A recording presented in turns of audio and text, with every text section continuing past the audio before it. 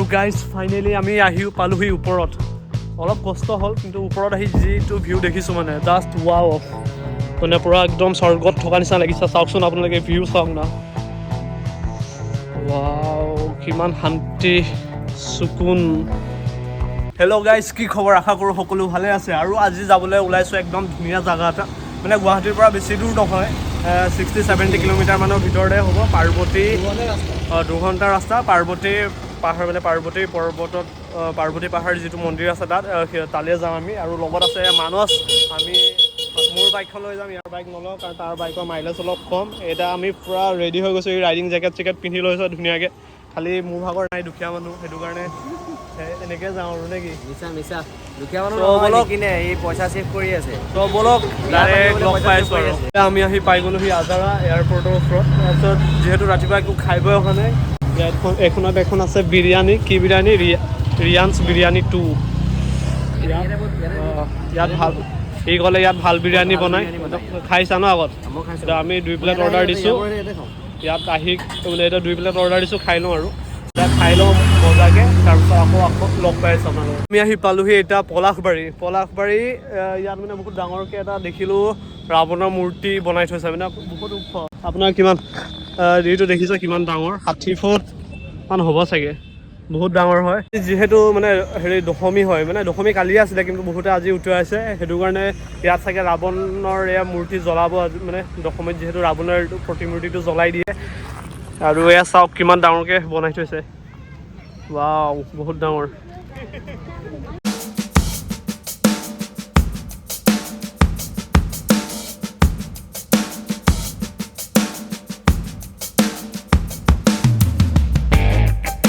সেয়া আমি 2 ঘণ্টাৰ মূৰত অলপ বাটে পথে ৰখি মেলি আহি পালোহি ফাইনেলি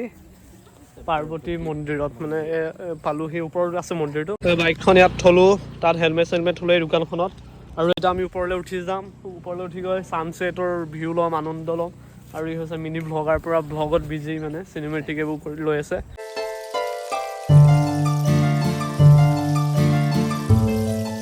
আৰু ইয়াত জাননী লিখি থোৱা আছে চাওক ইয়াৰ দ্বাৰা শ্ৰী শ্ৰী মা পাৰ্বতী দেৱী মন্দিৰৰ সমূহ দৰ্শনাৰ্থীকে জনোৱা হৈছে মন্দিৰৰ আশে পাশে প্লাষ্টিক জাবৰ জোঁথৰ মানে এইবোৰ একো নেপেলাব বা ধূমপান বা আপোনাৰ মাদক দ্ৰব্য এইবোৰ সেৱন নকৰিব কিন্তু চাওক তলত ওপৰত পোষ্টাৰ আৰু তলত এইবোৰ চাওক গোটেই প্লাষ্টিক এইবোৰ হৈছে আমাৰ টিপিকেল ইণ্ডিয়ান মানে আমাৰ ইণ্ডিয়াই হওক বা অসমীয়াই হওক মানে আপোনাৰ কেতিয়াও চাফা নহয় মানে সেইটো কাৰণে বেয়া লাগে মানে যিমানে ধুনীয়া জেগা নহওক কিয় চব লেতেৰা কৰি ফাল্টু কৰি মানে গোটেই ধ্বংস কৰি পেলাই মানে ফৰেনত কিমান সৰু বস্তু এটা কিমান ধুনীয়াকৈ চাফাকৈ ৰাখে আৰু আমাৰ ইণ্ডিয়া চাওকচোন ইমান এটা ধুনীয়া জেগা ইমান চাওক নেচাৰেল কিমান ধুনীয়া বিউটিফুল জেগা কিমান ধুনীয়া সুন্দৰ ঠাই ইয়াত এনেকুৱা ঠাইবোৰ হ'লে ফৰেনত কিমান ধুনীয়াকৈ ৰাখিলেহেঁতেন ধুনীয়াকৈ ইয়াত চাওক চব লেতেৰা কৰি কি ক'ম আৰু শব্দ নাই মানে সেয়া উঠি আহি আছোঁ পূৰা ওখ মানে ওপৰত পাহাৰৰ ওপৰত আছেতো উঠি আহি আছোঁ চব এইবোৰ কিমান ডাঙৰ প্ৰকাণ্ড শিল আছে দেখিছেনে আৰু এই গছ কেইজোপা কি গছ বুলি কয় বাৰু মইতো নাজানো সৰুতে মই এনেকুৱা গছবোৰ ভাবোঁ চাদা গছ বুলি মানে পাতটো চাদা পাতৰ নিচিনাতো মই এইজোপা গছৰ পৰা চাদা পাত বনাই বুলি ভাবোঁ কিন্তু ডাঙৰ হৈ গম পালোঁ যেন নহয় গছজোপা চেগুন গছ এনে কি গছ নাজানো আৰু ইয়াৰে এটা শিলত প্ৰকাণ্ড ডাঙৰ শিল এটা ধুনীয়াকৈ শিৱ পাৰ্বতীৰ ছবি আঁকি থোৱা আছে মানে ধুনীয়া লাগিছে আৰ্টটো সেইটো কাৰণে ইয়াতে ৰখি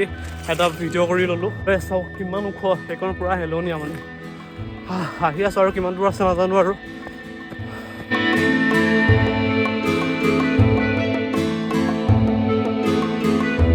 আৰু গাইছে এইকেইটা ষ্টেপ চাওক না কিমান ওখ বাপৰে ডাইৰেক্ট হেলনীয়া মানে 90 ডিগ্ৰী নহয় বাৰু কিমান 60-70 ডিগ্ৰীমান হ'ব চাগে আৰু এইফালৰ পৰা চাওক কিমান ভিউ দেখা আৰম্ভ কৰিছোঁ আৰু লাহে ৱাও এইফালে ইমান দূৰ আহিলোঁ আৰু বাকী আছে আৰু ভাল লাগিছে বঢ়িয়া অৱস্থা বেয়া নেকি এয়া চাওক গাইজ কিমান ধুনীয়া ভিউ ৰাতিপুৱা আহিলে বেছি ভাল লাগে কাৰণ পূৰা আৰু ঠাণ্ডা দিনত স্পেচিয়েলি বহুত ভাল লাগে মানে ফটো ভিডিঅ'বোৰ দেখি আপোনালোকক মই দি দিম পূৰা ডাৱৰৰ ওপৰত থকা যেন লাগে এতিয়া চাগে আমি সেইটো ভিউ নাপাম কিন্তু ষ্টিল আহিছোঁ আমি জাষ্ট এনজয় কৰিবৰ কাৰণে কাৰণ মই পূজা কেইদিন মানে এনেই বেকাৰকৈ ৰুমতে থকা হ'ল ক'তো পূজাও চোৱা নহ'ল ক'তো ওলাই যোৱা নহ'ল সেইটো কাৰণে আজি দেওবাৰ আজি আহিছোঁ আৰু এনেই অলপ ফুৰিম বুলি অৱস্থা বেয়া হৈ গৈছে মানে পূৰা গৰম উঠি গ'লে ঘামি চামি দিছিলে গোটেই মুখ চাৰ্ট চব তিতি গ'ল ইমান গৰম নাছিলে আজি তথাপিও মানে পূৰা ওখটো পূৰা মানে গৰম লাগি গা চা গৰম লাগি গোটেই তিতি গ'লোঁ চাওক জাগা চাওক আৰু এইফালে ৰাস্তাই নাইকিয়া লাষ্টত গৈ আৰু বেছি দূৰ নাই আৰু পালোগৈ অলমষ্ট আৰু এইবোৰ শিল চাওক না কেনেকুৱা জেগা ৰখি আছে শিলবোৰ ভাবিলে আচৰিত লাগে পূৰা বেকা বেকা জেগাত আমি ওপৰত আহি পালোহি ওপৰত আহি পায়ে দেখিলোঁ আমি কাৰ্তিক মন্দিৰ জীৱনত প্ৰথমবাৰৰ বাবে কাৰ্তিক মন্দিৰ দেখি পাইছোঁ আৰু এইবোৰ চাওকচোন শিল চিলবোৰ চাওক কেনেকৈ ৰখি আছে দেখি মানে আচৰিত লাগিছে পূৰা সেইবোৰ চাওকচোন কেনেকুৱা জেগা ৰখি আছে সেইবোৰ চাওক বহুত ডাঙৰ শিল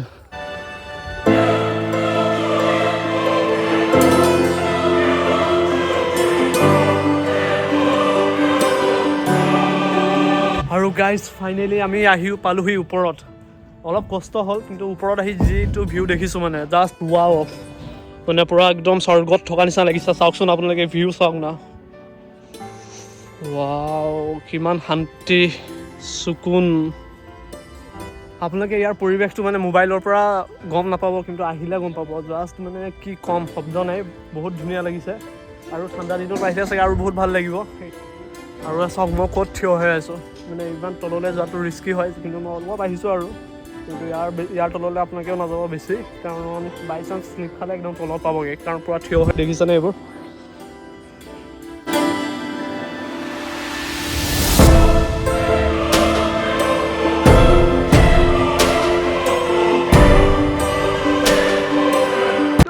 এতিয়ালৈকে 3টা মন্দিৰ দেখিলোঁ এয়া হৈছে গণেশ ভগৱানৰ মন্দিৰ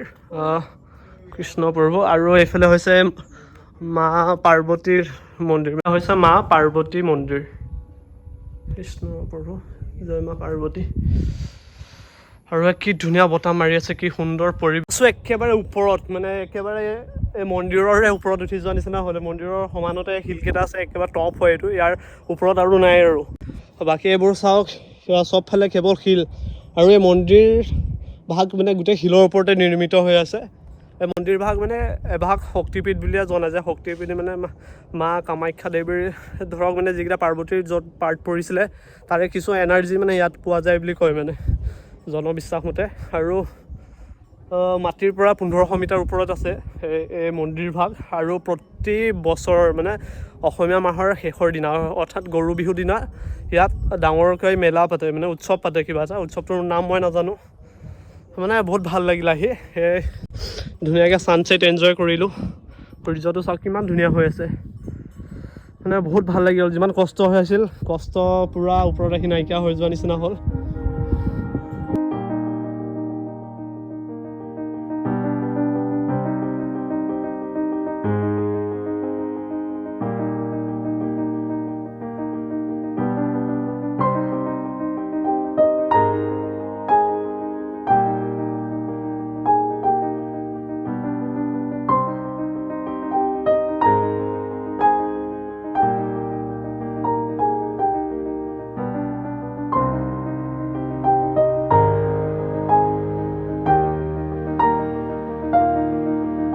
ইয়াত ধুনীয়াকৈ এনজয় কৰিলোঁ সময় পূৰা আল্টিমেট লাগিল মানে আৰু আহি এজন দাদাকো লগ পালোঁ দাদা নহয় পিছে সৰুৱে হয় মোতকৈ সেই দাদা বুলি মাতিছোঁ আৰু লগ পাইছে কাৰণে দাদা মাতিছে আৰু তেওঁ আমাক অলপ ক'লে ইয়াৰ কাহিনী চাহিনীবোৰ শুনি ভাল লাগিল ফটো চটো মাৰি দিলে আপোনালোকে আহিলে লগ কৰিব কেতিয়াবা লগ চগ পাব প্ৰায় থাকে মাজে মাজে ইয়াত ইমান শান্তিৰ জেগা দেখিছেনে ইয়াত পূৰা ভাল লাগিছে আৰু গুৱাহাটীৰ পৰা আহি ন' পলিউশ্যন ন' চাউণ্ড পলিউশ্যন একোৱে পলিউশ্যন নাই পূৰা ফ্ৰেছ অক্সিজেন ধুনীয়াকৈ মানে পূৰা শান্তিকৈ অলপ এনজয় কৰিলোঁ ফটো চটো উঠিলোঁ চব পূৰা ধুনীয়াকৈ এনজয় কৰিলোঁ ফটো যদি চাব বিচাৰে ইনষ্টাগ্ৰামৰ মই আইডিটো লিখি দিম তাত চাই এটা লাইক চাইক কৰি দিব আৰু বাকী মানে উঠোঁতে অলপ যি কষ্ট হ'ল কিন্তু ওপৰত আহি বহুত বেছি শান্তি লাগিল মানে পূৰা স্বৰ্গত আছোঁ নে ক'ত আছোঁ মানে কিনো আৰু স্বৰ্গ পৃথিৱীত এয়াই স্বৰ্গ আমাৰ কাৰণে আমি আচলিকৈ স্বৰ্গ আছেনে নাই কি জানো নাজানো এয়াই একদম স্বৰ্গৰ ফিলিং মানে চ' সিমানে ভিডিঅ'টোত কিবা কিবি আপোনালোকক অলপ দেখুৱাব চেষ্টা কৰিলোঁ অলপ কিবা কিবি ক'লোঁ যদি অলপ চাই হ'লেও ভিডিঅ'টো ভাল পালে কি কৰিব আপোনালোকে এটা লাইক কৰিব আৰু চেনেলটো পাৰিলে ছাবস্ক্ৰাইব কৰি দিব ভিডিঅ' চিডিঅ' ইমান বনোৱা নহয় কিন্তু চেষ্টা কৰিম বনাবৰ কাৰণে নেক্সট মাহতো অলপ ক'ৰবাত যোৱাও প্লেনিং আছে যাম অলপ ভিডিঅ' চিডিঅ' বনাম চ' গাইজ নেক্সট ভিডিঅ' অহালৈকে এটা ধুনীয়া আৰু শান্তিৰ পৰিৱেশৰ পৰা বাই বাই।